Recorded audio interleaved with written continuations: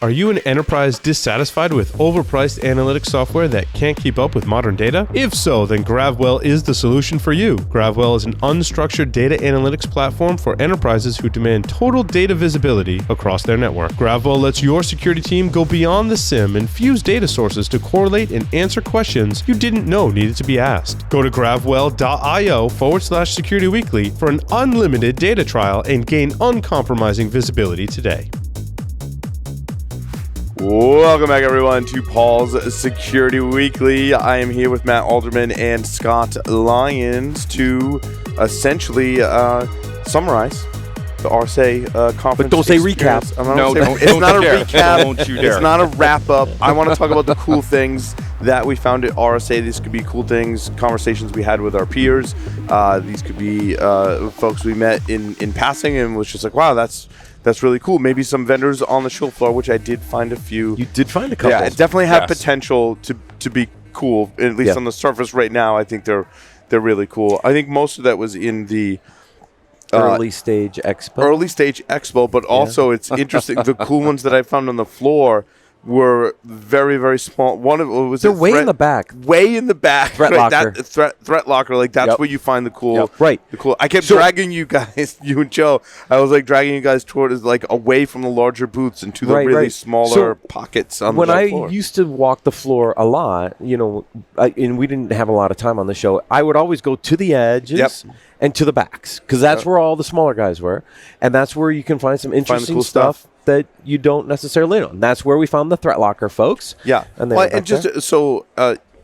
John Strand does his cash cow tipping, which is AV bypass series of webcasts. And I think that it's really interesting to look at the endpoint landscape, how many companies there are, how many larger companies that say we have endpoint security solutions.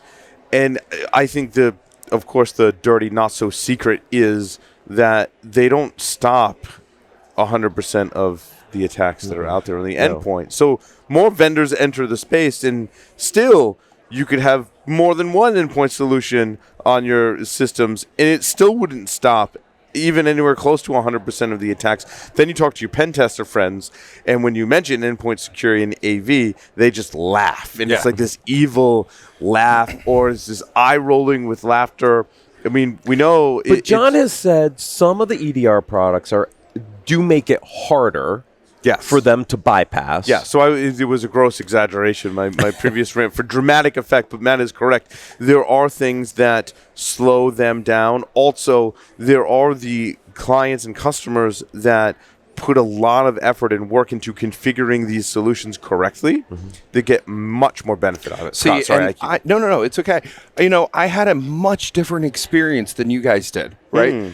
Talking with a lot of C-level execs, right? I was involved with scissotrack.com, right? There's going to be a report coming out.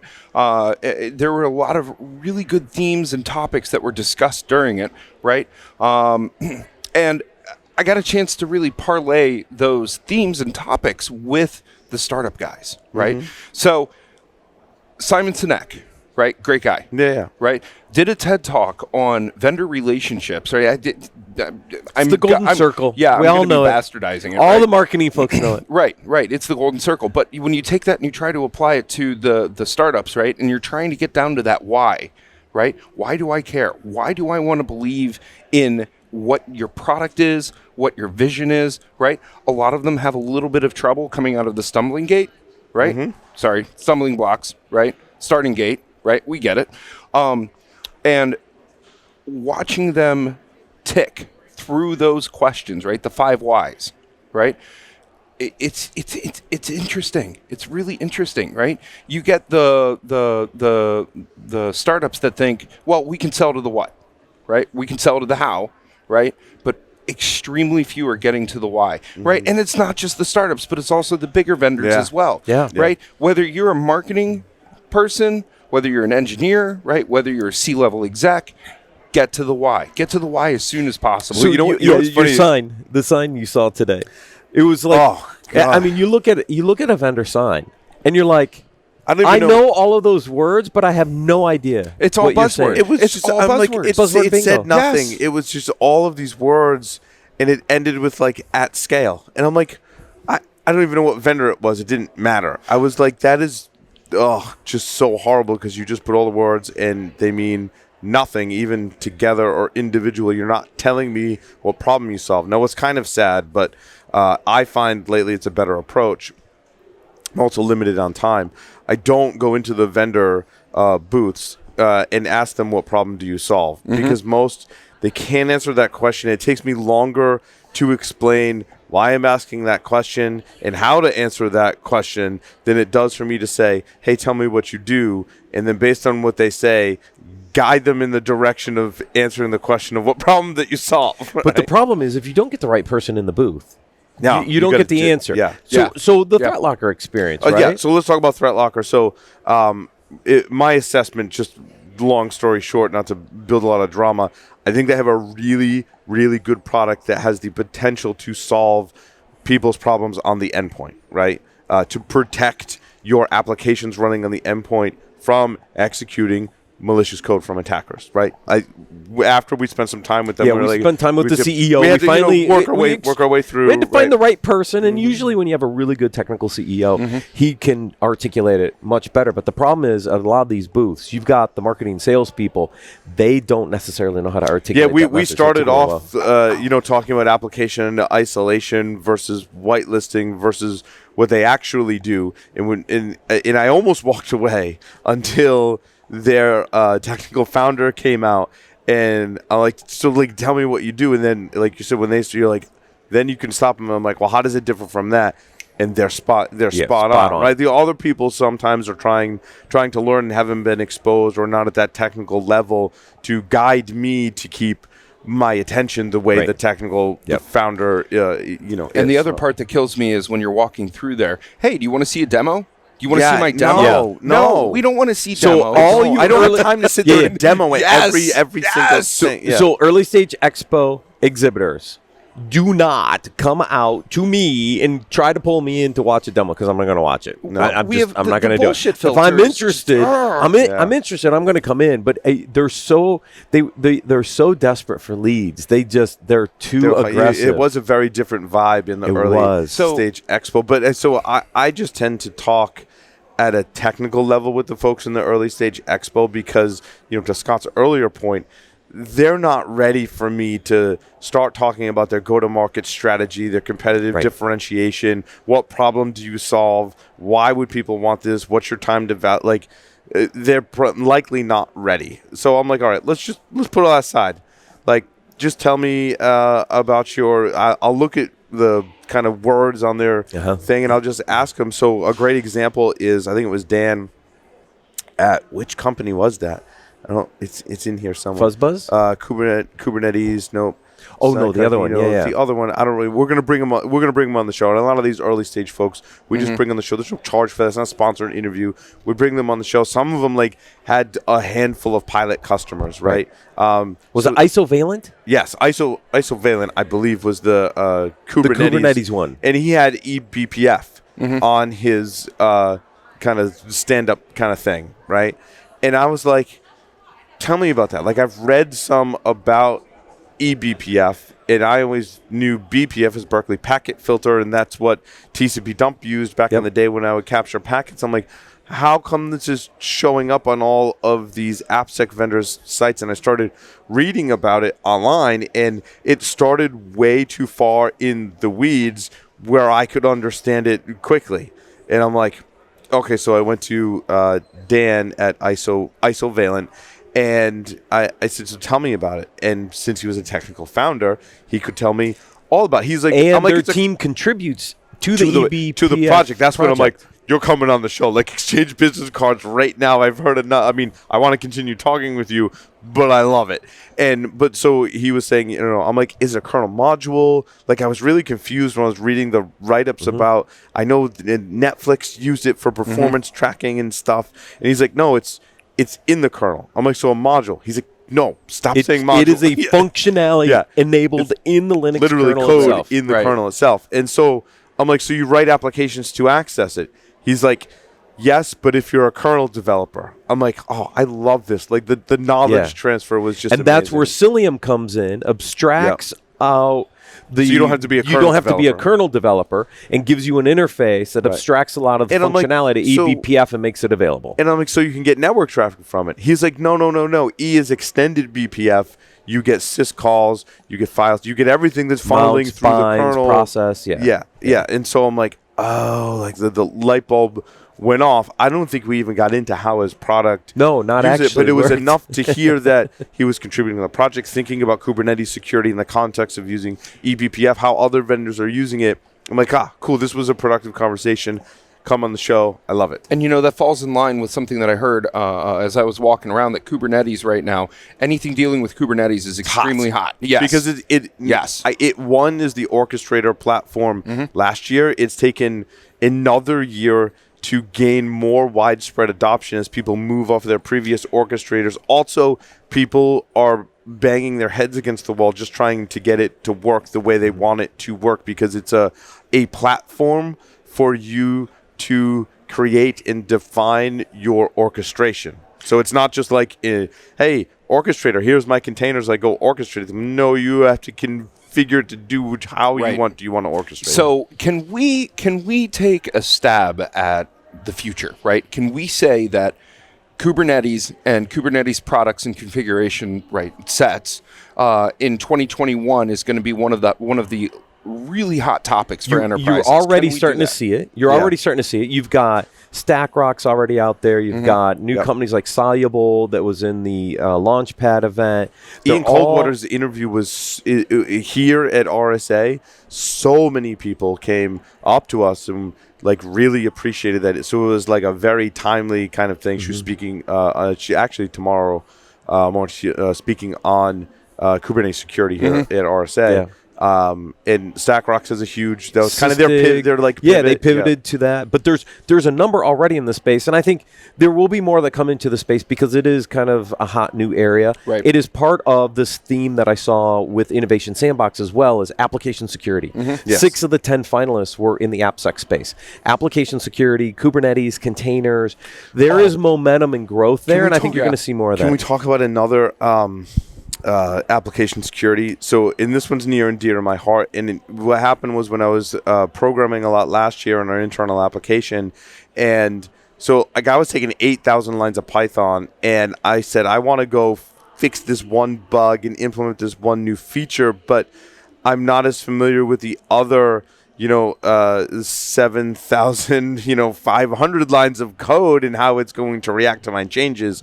And so I started writing some unit tests so I can go make a change. Now I can go regression test and see if Paul broke anything in this which he normally does. And it was very fragile before I had rewrote, large portions of it to make it more resilient. It was extremely, even more fragile than it is today, right?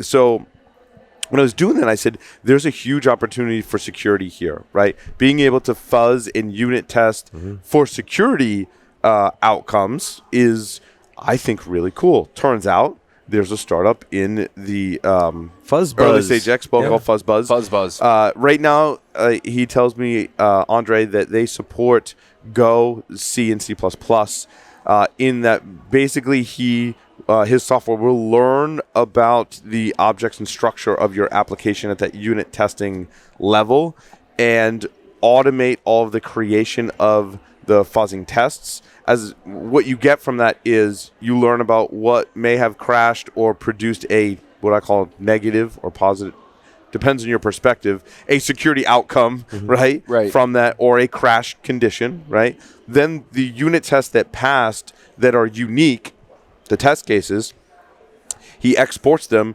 so you can import them into your regular unit testing, because he basically automates the creation of unit tests for functionality and regression to get the most code coverage, and extrapolates out the crash conditions and security outcomes to tell you that this will probably be a security bug. So not doing that in source code, not doing that in binary analysis, and not doing that in scanning, this is like another area that I think is really cool because you have full control and visibility over the application in this area. He just doesn't support Python yet, so Paul can't automate all of it. He says, and he said Python Java and JavaScript are the languages pushing forward. So you said one of those words that makes me JavaScript. no Java. Just Java. straight Java. It's still there, God. though. It's still a lot. Of Java. In speaking, and like I said earlier, completely different experience from you guys, right? In speaking with a lot of the C-level execs, right? The overarching theme that I'm seeing, right, is that they're having a hard time with being able to see around corners. Okay, so being able to diagnose a problem before it's a problem, right? And then how do they take the resources that are already tied up on budget money, right? And get them to diagnose what that corner looks like and where the pivot comes in, right? They're having a really hard time with this, right? Because of all of the other outlying constraints that just keep coming at them, right? And so when you're trying as a vendor to get a C-level's right ideas, attention, you throw them like we all do. We throw them a questionnaire, right? That's not working anymore. Right? No. That is not CISOs working. Are way, oh my Lord, way overloaded. There is so much venom coming from C-level execs, right, towards questionnaires or anything that would take away from their time to be able to protect an organization, right? It's just it's craziness, right? So a lot of angst is what I saw from the C-levels about how we actually do the business mechanics themselves. Right. Yeah. I think some of the other cool things I saw was what was the other company that was yesterday that does the containerization, and not container like you think of Docker container, but containerization on Windows, which Microsoft can do today, mostly for its Edge browser. However, what they basically did, it is different from Bromium, very similar in its overall high-level concept, right? I take any application, put in its own. In Bromium's case, what I'm told is that it's a mini virtual machine kind like a of thing. VM, There is new application containerization technology in Windows that's a much smaller and leaner way to contain your applications. And essentially, I mean, we talked about the threat. What is? Why can't I remember? Threat locker. Right. This is different in that it's not a whitelist. I spin up my let's say Outlook in this mini container. People can exploit it. They can inject process into it, but they're not getting at my system. It's all within this little container. Isolation. Yeah, it's like application isolation. Yeah, but I can't remember the name of the vendor now. It was I don't remember. It was at the cigar bar last night, wasn't it? Is that why? No, there's been too many cigar bars. Okay. Let's be honest. We did. I closed. But they were also claiming that they provide much better management of this in a Windows environment than Microsoft is offering, and they offer better application support and the ability to extract some data from that before it destroys, which could be an attack vector. So you have to be careful with those kind of features. But think about you're working on a document in Microsoft Word, like you're probably going to want to save it and take it out. And how do you do that safely and securely is my question for them. But they'll be coming on for a briefing, and so we will talk about them on So the you're show. saying stay tuned for that? Yeah. Well, he'll do a briefing first, and then we'll figure it out. I've got a series of briefings lined up with the companies that I thought were good. thought were interesting. Joe asked me, like, hey, how do you know which ones you want to actually go up and talk to? I'm like, I kind of like, I don't know. You just walk and you find them. But a lot of it's by feel. It is. Right? I look at what's on their thing. I look what space they're in, the problem they're solving. I look at the people in the booth and what I've heard. I don't know. It's just like let's just say we're not going to the really, really big booths. Right. Yeah, it's much like have you ever seen the GIF image of the cat trying to jump and he's doing all of this math and he goes and jumps and falls, right? It's a lot like that, but we're not falling, right? There's a lot of variables that go into that kind of a decision of who we want to talk to, what space. I'm not right all the time. I mean, there was the first one we walked in. I won't say my name, but the first one we walked into in the early stage expo did a good job of describing the problem that they solved. Well, what they thought they saw, but when I actually saw it, was completely not what they said. But did they start with, do you want to see a demo? But I walked away because I didn't think it was really a problem that was worth solving right now. Well, based on their name, I thought they were doing one thing. They were completely doing something else. And, of course, let me show you a demo. Yeah, and then I'm like, oh, that's what you're doing? I'm like, okay, you're a WAF replacement. Right. He goes, no, we don't use that term. I'm like, look, I'm going to simplify this for you. You're trying to be a WAF replacement. That's it. Wow, I'm glad I walked away. Yeah. That's when you went next door and got the eBPF stuff. That's what I put up. I'm like, oh, you completely... Now, did you guys get a chance to check out any of the villages that were over there? You did. Right? You did, I yes. think Next it's like door. sandboxes. Yeah, the sandbox next door. Sandboxes, right? Really great way to be able to get your hands dirty on something that you've never seen before. They had one on medical devices. Yep. They had one on aeronautics, car cars. Grim was there, right? Yep. Scythe was there. Scythe was there. I didn't spend a lot of time there because we talk to those people all the time on the show that are doing that particular research, as well as we visit those villages at DEF CON and in other conferences, and we'll spend more time there. So this show, I think I appreciated spending more time with some of the startups. But really cool that sandbox is here for those people who don't go to those other conferences or don't interview the security community on a regular basis and get that knowledge to be able to go in there and experience. You know, it was funny being able to see people that I normally see at DEF CON. Yes. Right? They weren't in the startup space. They weren't in the big they were in the vendor. sandbox. They were in the sandbox. Right? Oh, yeah. Well, Dragos and John was over there. In there, Bryce and Scythe was over there. You've got... It's really a mini recreation of the villages at DEF CON. Yes. And it's a great area to get hands-on. And they put the early stage expo there so you can get exposed to some of the new ones. I do want to cover quickly most innovative startups. So Innovation Sandbox was on Monday. And I didn't have the winner before we finished ASW because, like I said, 6 of the 10 vendors were application related. Who won actually was, I'm a little surprised actually in that we've seen this type of product win before. It was a privacy company called Securit.ai. And 2 years ago, not last year, but the year before, was Big ID, which was also on the privacy side. So what's interesting is these privacy vendors are winning these Innovation Sandbox. Privacy is definitely becoming a bigger part of this. Axonius was in the middle last year on the asset management side. So you think about all the really cool, like, emerging technologies, emerging stuff that we're seeing, just talked about, right? But privacy and basic asset management are winning Innovation Sandbox. We're going back to some of the just basics around data privacy and asset inventory and classification. I just find it interesting. There's so much interesting tech, but we're going back to some basics, and they're winning the Innovation Sandboxes the last few years. So you say AI, right? And as soon as I hear AI, here we go. Dude, I do not want to read you how they describe themselves because, you would. Well, I was having a discussion around AI and ML with Win Schwartau, right? And Win was telling me that there's something like 80 different AI-based methodologies that are out there now, right, that people can use. But when you tell me you have an AI, I immediately think it's a freaking calculator. Garbage in, garbage out, right? If you're not training it properly, what are you doing, right? You've got time, budget, and resources. Controlling how it can be trained. Yes. Because you can train a lot of these, or not a lot. There are endpoint and defensive technologies that you can trick and train them into thinking legitimate binaries, processes, applications are in fact malware, and it'll start wiping this out. Or you can put your malicious things inside of ones that you can then train or train the model to think your malicious things are actually legitimate. So to your point, garbage in, garbage out. And the best application that I've seen yet for AI, anything, right, was the new super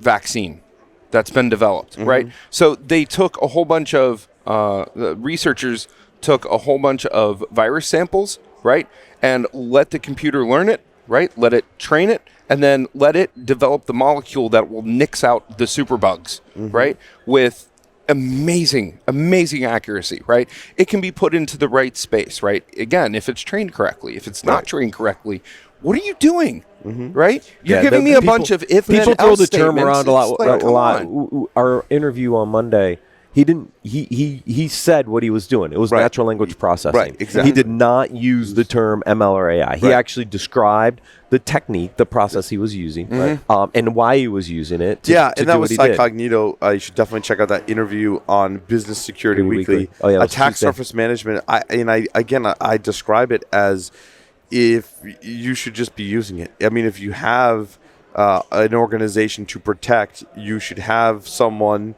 or an application on the outside that's looking on the internet to see where you may have assets of any kind. Right. Assets and exposures. Right. I was walking around the main floor and I came up to, and I'm not going to say the name of the company, but I came up to a company that produces a, let's say, gamified hacking environment, right? And they tried telling me, well, we have an AI that guides you through the process. I said, wait, what? Are you kidding me?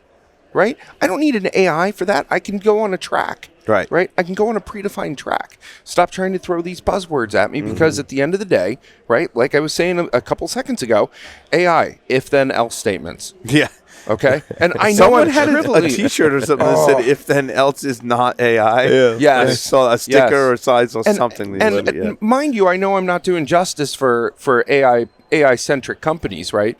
But it goes back to the garbage in, garbage out, right? If you don't treat it properly, it's not going to help you, right? Number And one. these- Number two, there's way too many. Let me finish just a sec. There's way too much else going on inside of corporations for you to worry about either emerging tech, right, or taking a different direction. Do the basics, like you were saying, right? You'll be ahead of the game. It's interesting. I think a lot of the endpoint technology suffers from these issues, and we get very mixed results and easily bypass defensive technologies. But what was interesting me to kind of close this out is that we talk about my Paul's Enchanting Quadrants, and let's just talk about three of them. We talk about endpoints, we talk about network, we talk about logs. One of the themes that I noticed here was very interesting ways to carve that up. So rather than using an endpoint agent, people are using Sysmon and Windows Event Logging to get information from the... They're getting creative with it. native. They're getting Yeah. creative. Yeah. Networking could be NetFlow. It could be something open source and or commercial. And the logging doesn't need to be this gigantic logging solution anymore that has all this fancy AI. Yeah. It can be something from Elastic that's free and open source. Yep. And I've seen people now putting pieces together. my enchanting quadrants together using all these different technologies that get you to the same result. So what you're saying is do more with less, right? Do more Yeah. with what you have. Try and shift. But there's solutions now that are making it easier to integrate some of these other tools Right. instead of buying dedicated tools for them. Right. And by making it really easy to plug that data into a central platform, you don't necessarily have to buy 3 or 4 different solutions. You can leverage a Zeek or a Bro, or you can leverage a Sysmon, or you can leverage certain things, bring it together, and boom, get all the functionality and centralization of what you're paying maybe some of these bigger enterprise security Right. companies for. I just want to thank everyone for listening and watching this episode of Paul's Security Weekly. It's been a lot of fun here out at RSA. That concludes the show for today. We'll see everyone next time. Over and out.